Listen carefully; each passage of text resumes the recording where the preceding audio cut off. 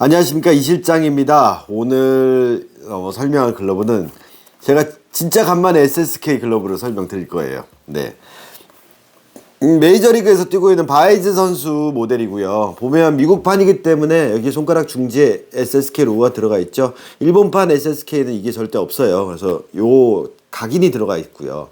다음에 뭐 선수 뭐 9번 그리고 L 마오 이렇게 써 있네요. 네, 이 제품은 지금 롯데자이언츠에 입단한 올해 계약을 한 올해 드래프트 된 선수죠. 네, 계약은 어차피 내년부터긴 한데 입단한 김서진 선수가 저한테 의뢰한 글러브입니다. 이 글러브를 선택하기 전에 미리 카톡으로 물어보고 실장님 이건 어떨까요? 라고 해서 한번 써보자. 그래서 선택한 모델이고요. 자, 이 글러브는 사이즈가 써있듯이 1125, 11.25 사이즈예요. 정말 작아요. 네. 근데 막상 보면 또 그렇게 껴보면 그렇게 작지는 않아요. 느낌이 어느 정도냐면 롤링스 200번 때 보시면은 4GT 모델인데 이게 11 반짜리거든요. 사이즈가 거의 뭐 비스무리해요. 네. 근데 확실한 건 이 손가락 검지부터 이 중사의 이 깊이 있죠. 파여 있는 길이를 보면 얘가 손가락 길이는 조금 짧긴 한데 느낌적으로 봤을 때는 보세요. 이 정도죠. 똑같은 위치에서 이렇게 꼈을 때 느낌적으로는 그렇게 짭짤한 느낌은 안 들 거예요.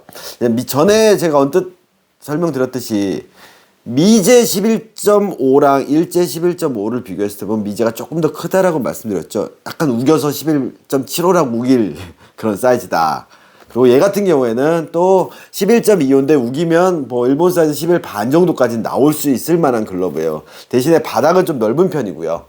네. 포그면의 폭이 좀 넓은 편이고요. 손가락 길이는 좀 짧은 면에 비해서 손바닥 면은 좀 넓어요. 네.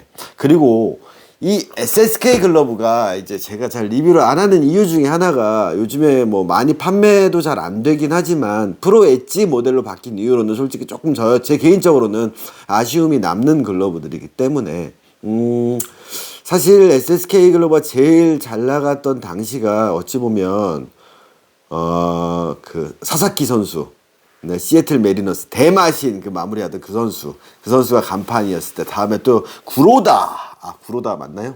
네, 구로다 선수, 네, 히로시마 카페 투수, 네, 의리남 그 선수 때문에 좀 유명했었죠. 그 당시만 해도 글러브가 참 괜찮았었어요.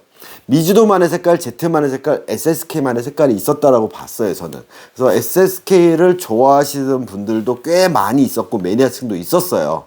근데 어느 순간부터 그게 좀 바뀌더라고요. 제가 유니크 한 중간 한 2년차, 3년차 때쯤 손님이 오더 제품을 갖고 왔는데 스페셜 오더라고 가게에 찍혀있고 왔는데 저는 솔직히 그 자재를 보고 끈피 상태나 이걸 보고 연식인 줄 알았어요. 근데 손님이 경식이래요.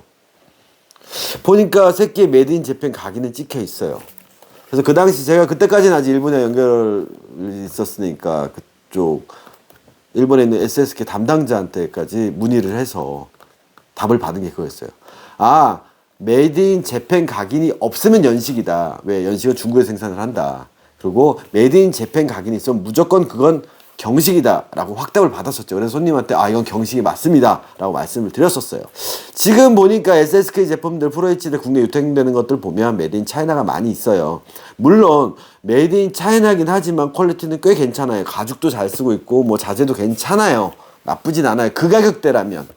네, 하지만 가장 하이엔드급으로 최정상급 SSK 일본 내수형으로 1등급으로 진짜 최고 등급으로 오더를 냈고 제트랑 미즈노랑 비교했을 때 보면 상대적으로 좀 뭔가 페이스를 잃은 느낌이 좀 아쉽기는 해요. 저도 개인적으로 SSK 글러브 되게 좋아했었는데 어찌 보면 소프트뱅크 가와사키 선수 쓸 때 가장 그때가 제일 전성기가 아니었나 싶어요. 물론 그 뒤로 기성품들 나온 것들 중에서 이제 프로브레인 시리즈 같은 경우는 꾸준히 인기가 있었고 프로브레인은 라인업이 완전 달랐잖아요.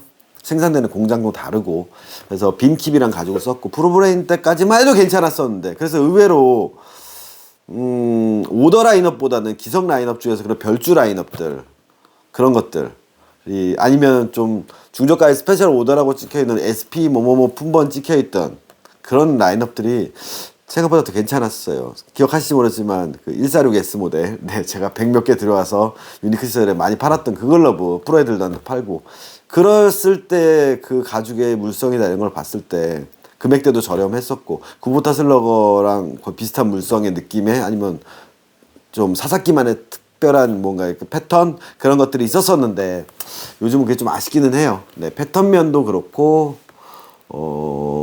글러브 이제 자재 면도 그렇고 근데 거의 비해서 가격대는 거의 일제 1등급 오다들끼리 가격은 비슷비슷하니까 뭐 앞으로 좀 더 시간이 지나면 안정되겠죠. SSK는 유명한 게 사실은 일본에서 제일 유명한 건 배트예요. 일본 프로야구 선수들이 스폰을 받으면 한 메이커에서 다 받는다고 생각하지만 예전에 요시노부 선수도 그랬듯이 네, 글러브는 요시노부 미즈노 거 썼잖아요. 배트는 SSK. 지금 사카모토 선수도 그럴 거예요. SSK 배트가 되게 유명했고요. 목재 배트가. 알루미늄 배트는 전에 배트 얘기가 설명됐어요. 원래 금속 배트 제일 먼저 이제 일본 시장에서 나왔던 게 SSK이기 때문에 그런 부분들 시장도 있기 때문에 네, 여러 가지 뭐 장단점이 있겠죠. 저는 글러브만 봤을 때 보면 좀 아쉬움이 남아요. 그런데 SSK에서 제가 거의 20년 전쯤에 조이리를 할 때 당시에 SSK가 미국 쪽 글러브로서도 되게 유명했었어요. 어찌 보면 그거에 대한 후손이에요. 일본 내수용이 있었고 미국 내수용이 있다면 미국 내수용 SSK도 되게 유명했었어요. 일본 우리나라에서도 그랬고 뭐 일본 내에서도 어찌 보면 미국 시장을 먼저 진출해가지고 자리 잡은 게 사실 보면 미즈노보다도 메이저리그 쪽에서 그래도 SSK도 못지 않았어요. 회사 규모에 비해서는 되게. 대표적인 선수가 바로 이 철판 앱을 썼던 로베르토 알로마 선수가 있었죠. 뭐 말년이 좀 안 좋긴 했지만 골든글러브로 거의 10회나 받았던 이루수 쪽에서 되게 유명한 선수가 로베르토 알로마 선수가 있었어요. 로비 알로마 주니어도 있고 하지만 아무튼 그 선수의 간판 글러브 바로 SSK예요. 그 선수 피규어를 봐도 여기 SSK 글러브 로고 찍혀 있어요. 네. 그래서 미제 글러브 SSK 한 20년 전 카탈로그 보면 미국 선수들이 메이저리그 라인업이 꽤 있었어요. 근데 그 당시 미국 수출용 글러브 스펙이랑 일본은 완전 달랐어요.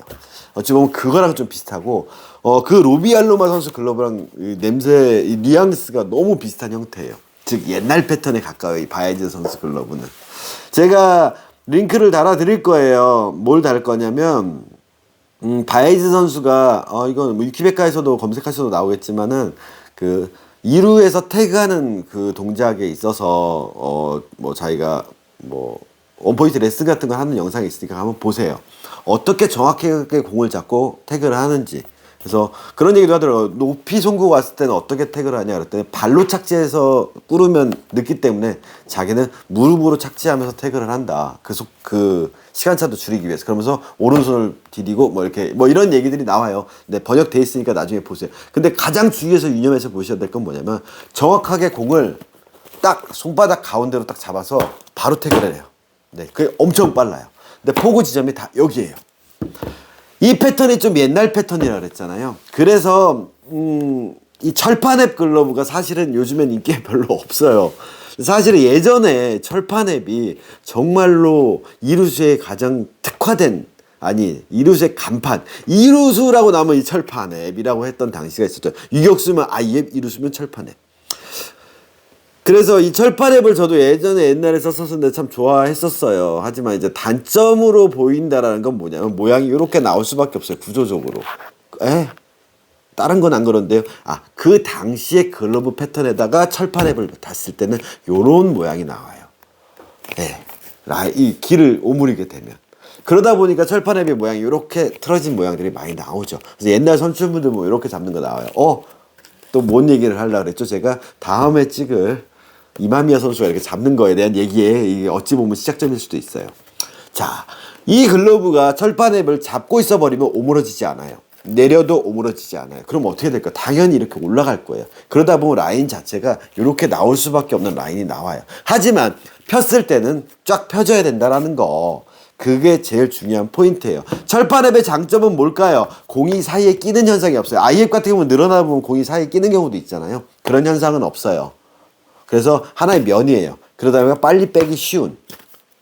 그게 어찌 보면 구부타 슬러거에서 티벨트의 이중 감기 그물식으로 해서 그물앱들이 많이 나오기 시작한 게 오가앱이나 그물앱의 전신이라고 볼 수가 있어요. 밀려서 웹이 밀려나간다라든가 공이 낀다라든가 그런 일이 좀 적은, 그리고 웹에 잡혔을 때도 하나의 면이기 때문에 빨리 뺄 수 있는, 그리고 끈의 연결이 적기 때문에 완충력도 좋은 그런 이루수 전용의 종특인 철판 웹이었죠. 물론 이 웹으로 투수 웹도 있었고요. 하지만 사이즈가 커지다 보면 공간이 넓기 때문에 투피스 투수 웹으로 변형이 된 거고요.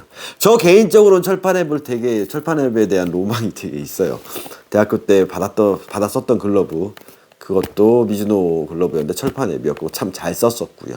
어찌 보면 그랬던 거의 20년 전에 그 모양의 냄새가 나는, 뉘앙스가 나는 글러브의 모양이에요. 이 글러브는 어찌 보면 지금 나오는 투수 글러브랑도 모양이 비슷할 수가 있어요. 여기서 길이만 길어지면 그냥 그 E형에 가까운 투수 글러브, 아니면 R홀 형태의 투수 글러브, 어때요? 이런 모양. 뭔지 아시죠? 제가 아시스 롤린스 라임색 글러브. 제가 딴 데 치웠네요. 그 글러브랑 비슷한 느낌의 글러브예요. 그래서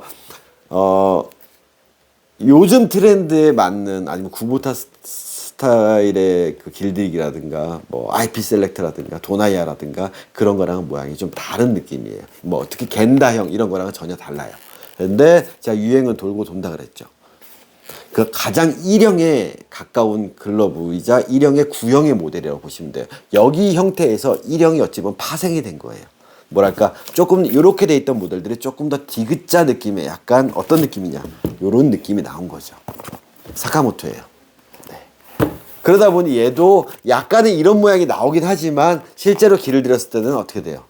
네, 이 정도의 느낌이라면 얘 같은 경우에는 더 옛날 스타일, 엄지가 더 길고 올라가는 스타일인 거죠. 네, 이런 스타일의 글러브예요. 그래서 옛날 선출들이 좋아할 만한 스타일인데 바이지 선수가 이걸 쓰더라고요.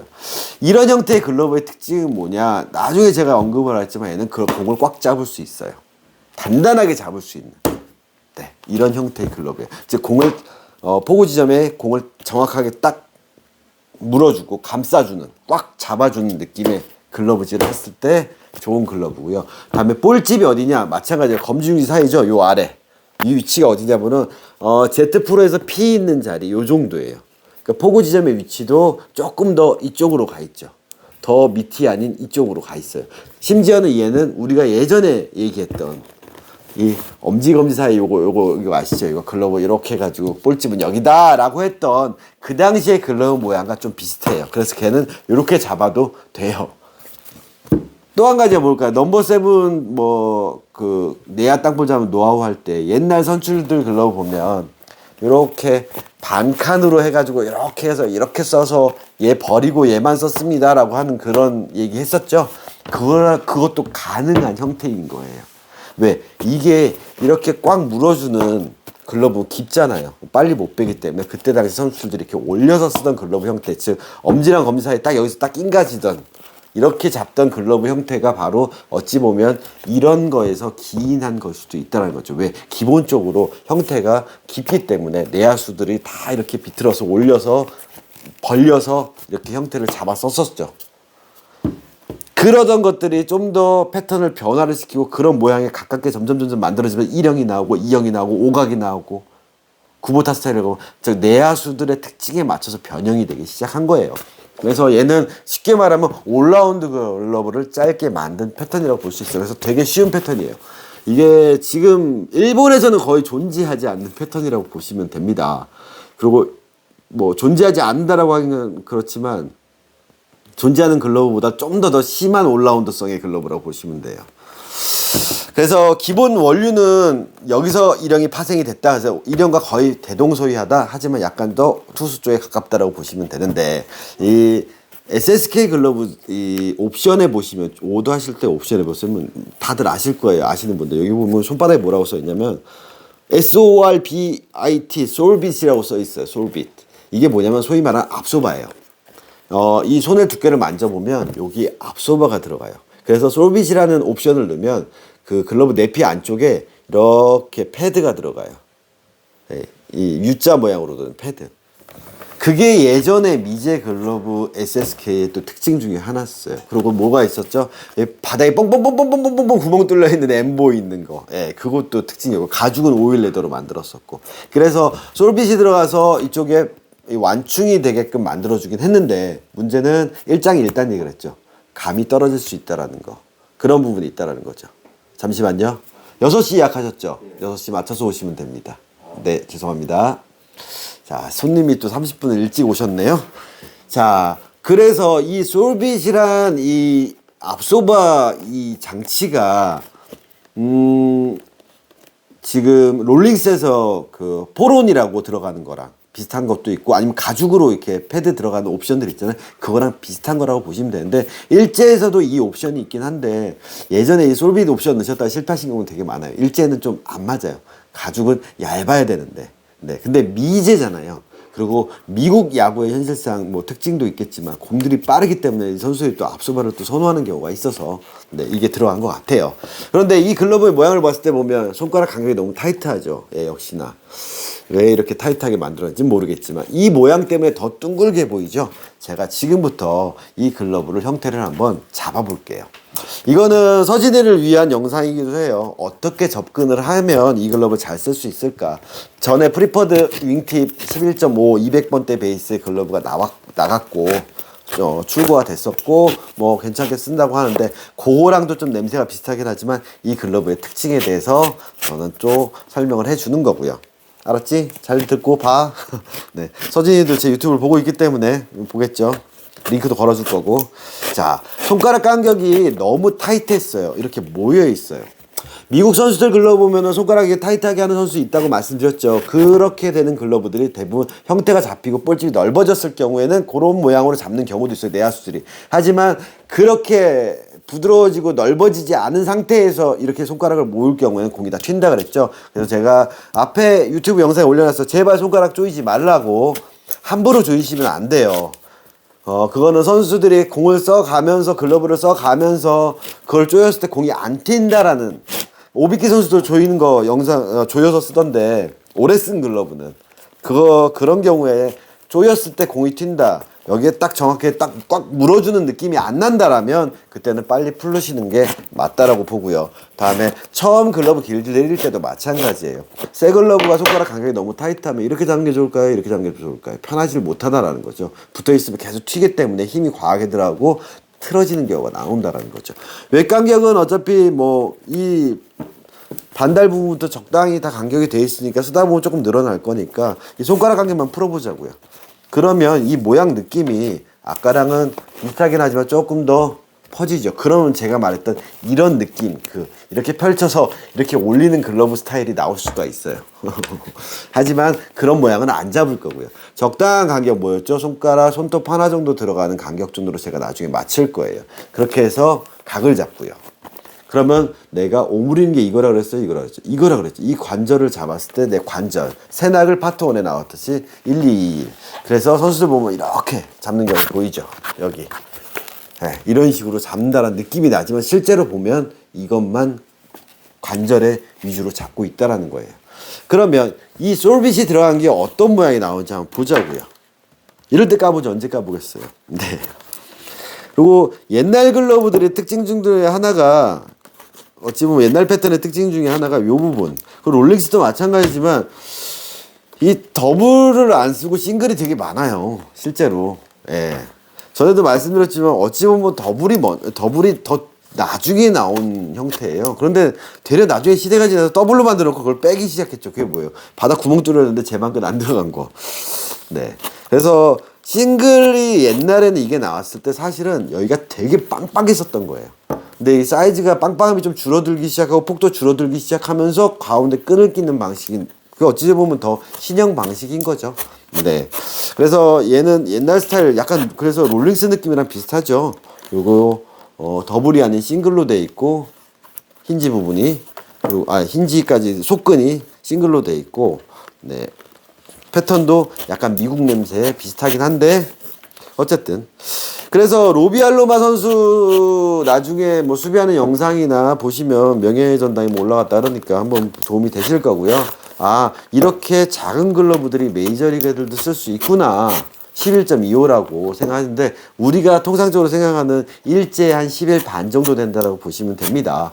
그래서 요 형태로 바이즈 선수가 요 모양을 쓴다 그러는데 아 진짜 또 선수가 지급된 거 이 모양이 아니잖아요 라고 할 수 있는데 서진이가 메일을 통해서 물어봤대요. 진짜로 선수 지급량이랑 동일하냐? 동일하게 만들었다라고 한대요. 그리고 이 원산지는 네 여기 보시면 어디에도 메드 인 재팬이 안 찍혀 있어요.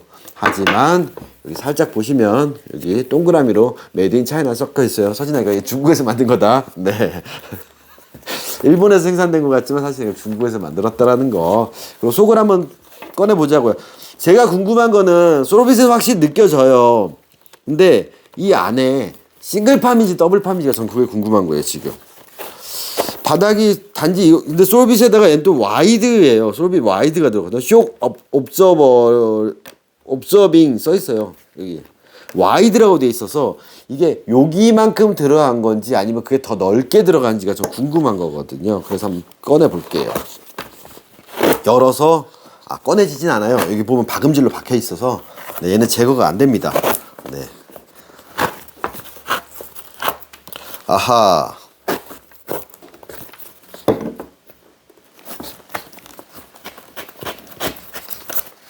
자, 바닥을 열었고요.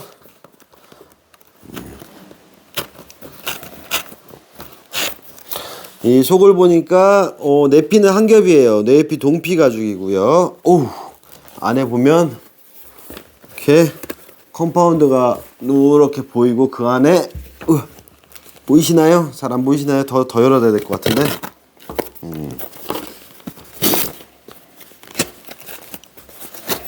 좀 더 열어볼게요.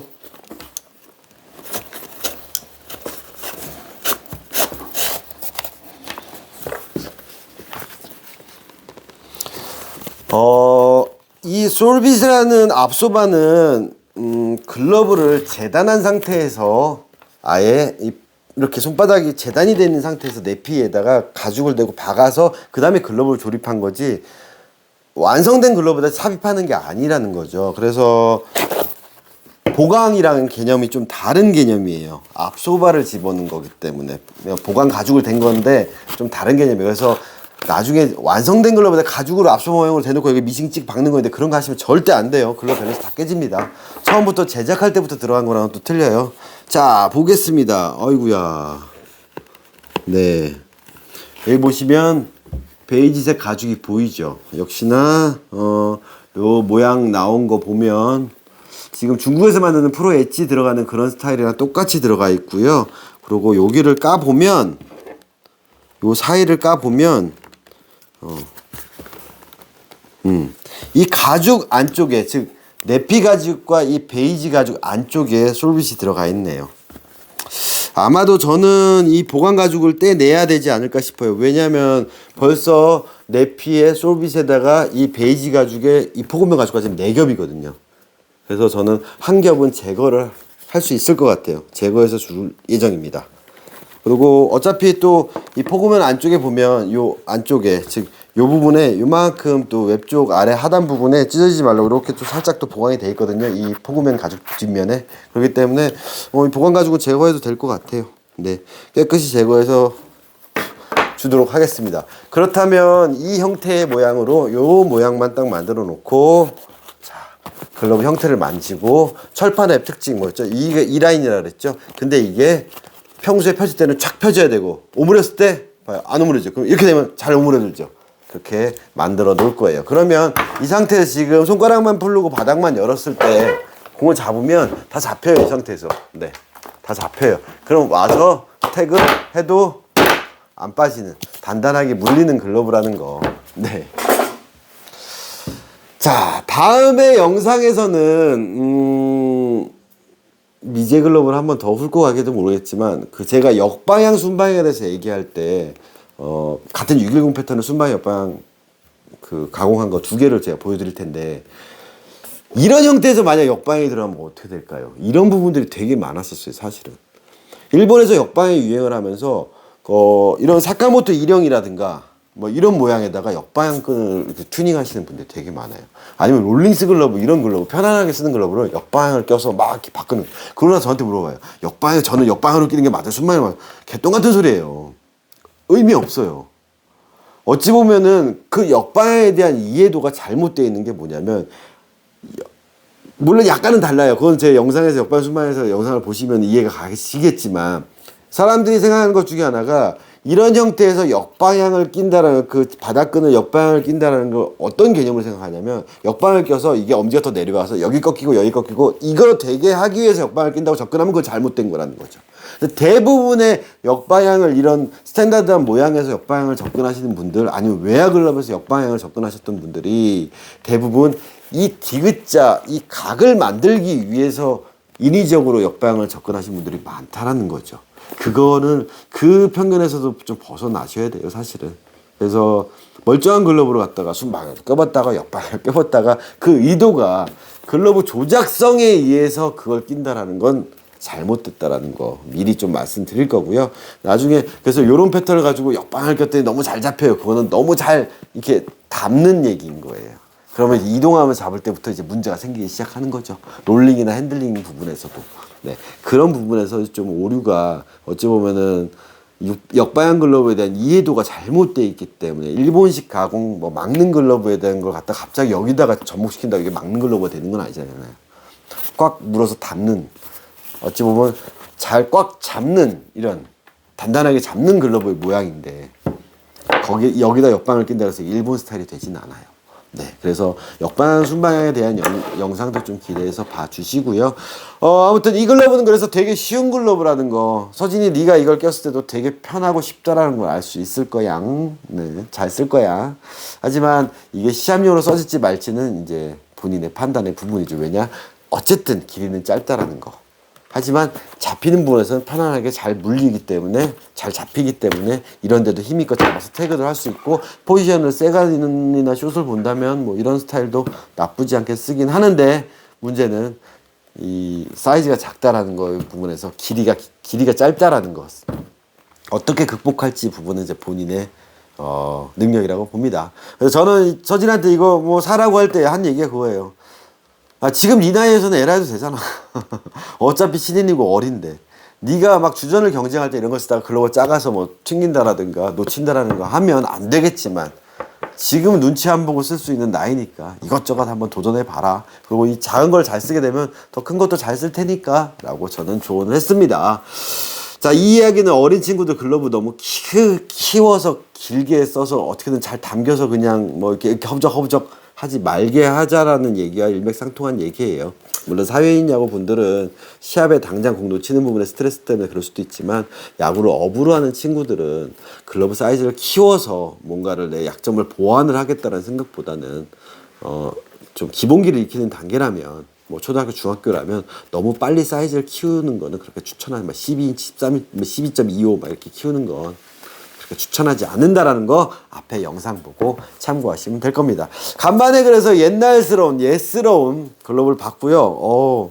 이 글러브도 참 괜찮은 것 같아요. 저는 이제 사람이 옛날 사람이다 보니까 한편으로는 어찌 보면 어려운 내야 글러브 막 미즈노 사명이라든가 뭐 쿠보타 저기 도리타니 선수 같은 T1 혼다 선수 모델이라든가 뭐 토고 모델이라든가 심지어는 겐다 모델 같이 그렇게 어렵게 쓰실 바에는 어찌 보면 이런 게 더 쉬울 수도 있어요. 그래서 제가 겐다가 났습니까? 이마미야가 났습니까? 그랬을 때 이마미야 쪽을 추천하는 이유가 좀 쉬운 글러브질, 네, 좀 핸들링이 덜 됐을 때도 잘 물리는 글러브 그런 것들이 어찌 보면 사회인분들이 조금 더 편안하게 쓸 수 있지 않을까라는 조언에서 해드리는 거고 그다음에 좀 어렵고 뭐 사람들이 막 이렇게 도전하는 그런 패턴들 같은 경우에는 그렇게 내가 안정적으로 쓸 수 있는 글러브가 있다면 그런 글러브를 통해서 도전을 해서 좀 더 나은 발전된 야구 기술을 익히면서 만약에 그걸 하다가 실패했을 때 내가 안정적으로 쓰는 게 있잖아요. 그때 익혔던 기술을 여기다 넣으면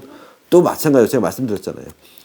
손이 연습되어 있는 걸 인풋시키면 아무리 깊고 이런 글러브들도 얕은 느낌으로 다 쓸 수 있다라는 거. 네.